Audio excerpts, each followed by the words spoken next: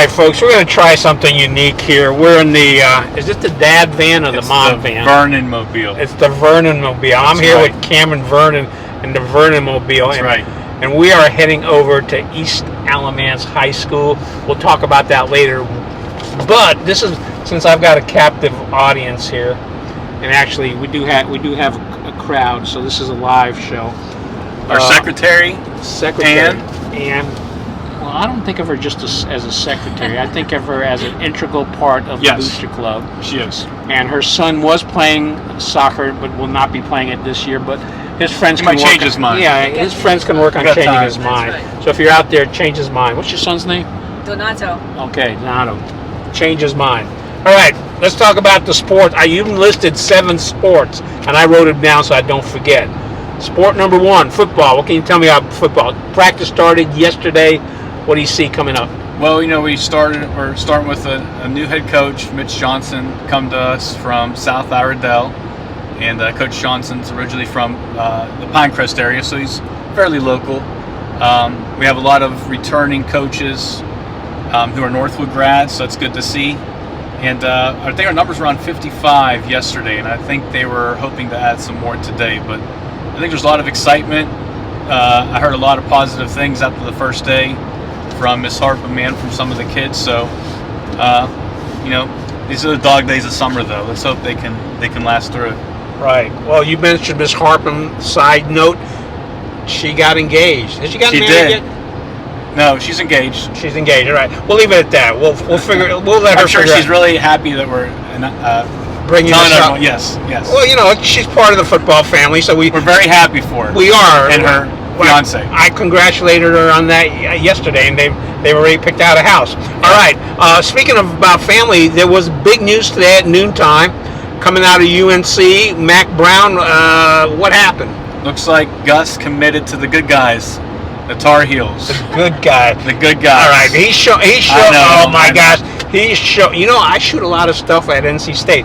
He's showing off his bias here. I am. I'm sorry. I know. Gus. I have a degree from Carolina, so I got to support him. He was looking at both schools. Yeah. So Coach Brown landed him.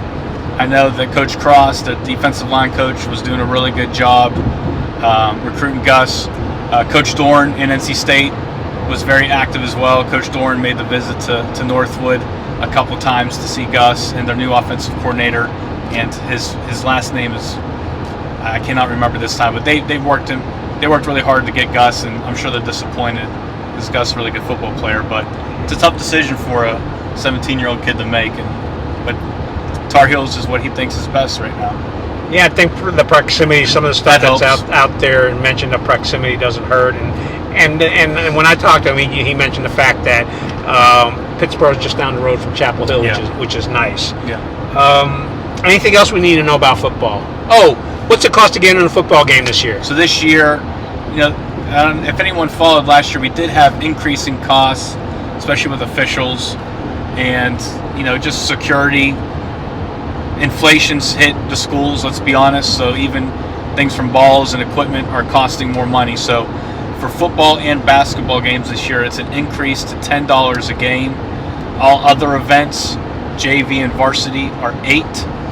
And what we're doing at Northwood, and this is just Northwood specifically, is we are charging $5 for all Northwood students and all students at the feeder schools. So all the middle schools in Chatham County, all the elementary school students, they are only $5. They do not have to pay the $10 and $8 amount when they come to a game. So I know it's a lot for parents, especially when that young one is not really going to watch the game. They just got to tag along, but we do still have to pay the bill. So we've reduced the price for the younger children. All right, but parents... parents 10. Yeah, but parents, if you want, give your kid $10 because that way they get in for $5 and spend the other $5 on concessions. And if that's expensive, I know, and the upfront cost for sport passes might seem a little pricey, but if you do the math and do the games you're going to go towards, it's probably worth it buying a sport pass on GoFan, and the web address for that is www.gofan.co. It's not .com, it's .co, and just search Northwood, and you'll be able to find those. Now wait a minute, for all the well, for all the price increase for the tickets, they can't get an M. It just I know, right? just starts at CO. It's weird. Actually, something that affects all the sports, not just football. Reclassification. What's the scoop on that? Well, to my knowledge, unless you saw it different, Gene, it's still up in limbo. The board of directors held a vote with the membership in December, and the membership, which consists of all high schools in North Carolina, we voted to go and increase the classifications. And the state legislature got involved, and I believe it's on hold right now because of that. So I think we're kind of in limbo. That and NIL. Yeah, I don't think anything's going to happen with NIL, just from what I heard. But the reclassification of Northwood itself. Oh, I'm sorry. No, it's okay. People want to know about the whole thing, Yeah. And you're current on that. But Northwood's no longer 3A. We are no longer 3A. We filed for a proposal to move from 3A to 2A last year because with Seaforth opening, it's obviously taken some kids who would have been zoned for Northwood, and they are now going there. And Seaforth has now had a senior class, so our senior class last year was our biggest class. I think we had about 360 students. So losing those guys, and then just a decrease in all of our freshman classes since Seaforth opened, we appealed to drop to 2A. I was expecting us to be around 800 students at this time. However, we're actually sitting around 700 right now. Okay. So we are that would be considered a 2A classification with that enrollment. Well, with the growth in the area, those numbers will probably In time. go up, and Seaforth numbers will probably go up as Yep. well. Getting back to football, last year Seaforth played here at Northwood. With the reclassification, you actually did a nice thing and said, hey, you know what, even though Seaforth should still be playing at our place this year, we're going to go over and play football at Seaforth. So Yeah, it's just the right thing to do. Last year, when we weren't in the conference, we hosted Seaforth, and that's a big gate. I mean, anytime two schools in that proximity play each other, it's really important for the community to see those games. Our kids get along really well with each other. Our coaches have a lot of respect, and I think a lot of them were at Northwood, and we all get along with each other. So it's going to be a nice, friendly rivalry. But gate-wise, we got the gate last year, and it's only right that they get the gate this year. In the new conference, the president identified us as being the home team, but Coach Amy asked, and I said, absolutely, you guys need to host because it's your turn. Right. All right. Anything else on football before we move on to the other sports? No. All right. That wraps up football. Let's talk about volleyball. You're not coaching volleyball this year. Yes. And there are some people that are going, thank goodness. Yes, those girls are very happy. I'm sure some of the parents are happy too that I'm not coaching volleyball. It's not that bad. I know. But Coach Megan Zoodama, Coach Zoodama came to us, I want to say around February of last year, and she's been fantastic. She is not just a teacher, she wants to be involved in other aspects of the school, and she jumped right in and coached softball last year as an assistant, and she expressed interest in the head volleyball job, and I think she's going to be a great addition to our volleyball staff. She's going to be great for the girls, and we also have Coach Freda Austin, who's returning as the JV coach. I know, when she's not doing that during basketball season, she's over there at the score table. Speaking about the score table, Northwood's got a new score table. Yeah, so for volleyball season, you're going to see our new, what would you consider it, LED light? It is LED. LED score table, our booster club. And it is big. It's big. It's 16 feet or Yes, longer. it's two sections. And 2 we got foot. we got to play around with it, and hopefully we'll see some interesting things pop up on there. Yeah, and again, thanks to our booster club for all the hard work and people being involved in all the fundraisers, we were able to purchase that and upgrade our facilities. The old score table, I mean, I've been here 15 years at Northwood, and it's at least that old. I'm guessing it's more around the 18 to 20 year range. So it was time to get a new score table. It was, and you mentioned the Booster Club, but there's been a lot of businesses and a lot of folks have stepped up this past year after the COVID years where everybody seemed to have taken a hit. Folks are just realizing that sports plays an important part in a student's development at the school. We have a very unique community in that they are very passionate for their high school. They're also passionate for the youth of their area, and anytime we ask for help, I always feel that our community responds, whether it's monetarily or even just attending games. When families have been in need, when coaches, players have been in need, we get donations.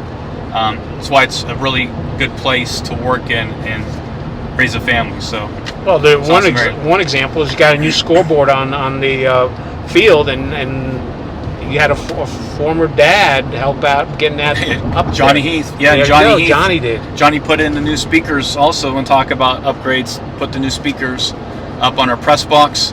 If any of you've attended a game last year, we were having issues with the speakers, and the sound quality was not where it needed to be. No, it was breaking up. I mean, it felt like one of those "can you hear me" type of situations sometimes. So we got new speakers. We also purchased speakers down on the soccer field. We've also purchased a new netting system, so now we have nets on both sides of the soccer field. But we were talking about volleyball, Gene, and we got sidetracked. Okay, I'm sorry. Let's go back to volleyball. I think the volleyball team is going to be in a much better place this year. You know, we really struggled last year, only one game, but a majority of our kids were freshmen and sophomores. I think we had 6 on varsity that were freshmen and sophomores, and that were also playing significant minutes. And it was also a team that lost, they lost 8 of their 9 players from the varsity team the year prior that made it to the Final Four, where we lost to Cedar Ridge, who was the eventual state champion. Final eight. And some of those student athletes went on to play in college. Some went to play in college. Hannah Forbes at UNC Wilmington. Kaylee Atkins went to Johnson and Wales. And if I'm forgetting anybody else, I apologize. Those are 2 coming to my top of my head. And we lost Asia Thigpen. Asia moved over to Green Level. Asia is a phenomenal player. She's committed to Kentucky, and she's going into her senior season, so we missed her as well. But they're going to be better this year, and they have a year of experience. They got a good core group coming back. All right, boys soccer. We touched on, you got some new netting out there. How's that look for this year? You know, the soccer facility is looking much better. The field's in good shape. What we're trying to do this year, we are having conversations with someone who's going to volunteer the labor to put in 2 concrete pads so that we can purchase 2 sets of bleachers for home and away. So that's the next piece that we're trying to do on that soccer field to complete what we really want it to be. So we're hoping to get that done this year. And the soccer team's going to be, I think they have a chance to have a really good year. We have Ken Vasquez, who I believe is a senior. Ken's an outstanding player. He's a striker on our team. You know, we're going to have to replace the goalie position, and Jake Callis was outstanding. But we do have some returning pieces. Rui Aguiar is another forward, I believe, who's a really strong player. And, you know, Coach Arias is going to have them ready to play, I know for sure. He's out there conditioning them all summer, and they've had good turnout, so looking forward to their season. All right, next one on the list is cross country. What's Coach Eisenhower doing with cross country this year? Well, cross country, we're really trying to get some kids involved who maybe aren't involved in other sports to come out for cross country. And we have Noah Nielsen, who is a rising senior. Noah was the 3A state championship in the 800-meter event this past spring. Noah's getting some college looks from Division I university, so we're going to rely heavily on him on the boys' side. We have JJ Batchelor, who's a senior as well. I'm trying to think of some other guys. John Flynn, we're going to look for him. He's a sophomore to step up. On the girls' side, Avery Adams, JC Martinez, Marissa Klaus are returners. I forget her last name. I'm sorry, I apologize. Miss Rokia, I forget her first name. She's another returning player. So we got a good core back, but we'd like to increase our numbers on the cross country team.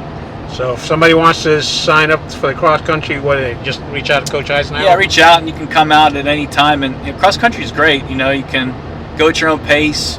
It's great to just be involved, be a part of a team, and also work on your physical wellness. So it's a good sport. Cheerleading. What's going on with cheerleading? So cheerleading, we have a new coach, Miss Stubbs, who was phenomenal cheer coach and teacher at Northwood. She transferred over to Seaforth, and we'll miss her dearly. And Miss Chastity King, who's in the front office as our data manager, she is going to be the head cheerleading coach. Miss Rebecca Johnson is returning as an assistant. And we also have a new head JV coach, Paula Justice, who's also a teacher at Northwood. So new faces in the coaching roles. We have some returning cheerleaders who are leading the squad. Emma Corey, Michaela Bowling, Emma Brown are all senior, I believe, captains. And they just went to camp last week, had a great camp from what Coach Johnson said. And so they're looking to bring some spirit every Friday night and during the basketball season. Yeah, I saw some pictures of them. They had definitely smiling faces at that Looked camp. like they had a really good time. So, let's see. Got a couple more here to go. Girls golf. What's going on with girls golf? Girls golf, we lost a lot last year, and that's a sport that I've been concerned about in terms of numbers. So we have 3 or 4 girls right now who say they're interested. So again, if anyone's watching and their child's interested, please have them contact me, and I'll get them up with Coach Herndon. We start practice August 7th at the Preserve. But one of the girls who's coming out as a senior, who's another athlete that we've had on other sports, is Ella Boki. Ella's coming out for her senior year at golf. She's mentioned she's golfed previously, but nothing on a team. But Ella is actually going to Campbell to play lacrosse. So it's good to see her coming out in the fall. So how many team members do you need? 4? I mean, we'll take as many as will come out. As a minimum. But to count, it's typically 4. Okay. We have a 5th, kind of as an alternate sometimes. Tennis.